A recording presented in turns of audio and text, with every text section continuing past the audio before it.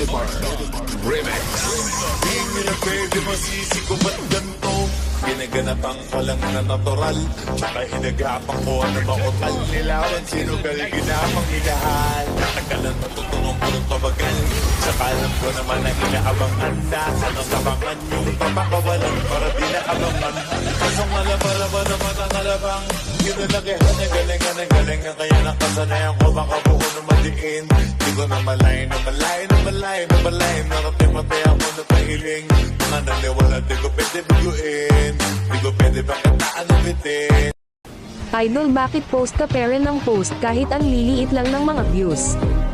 Nasa 200 or 400 lang. Tapos ang likes naman ay nasa 11 lang. Idol, hindi ka ba napapagod?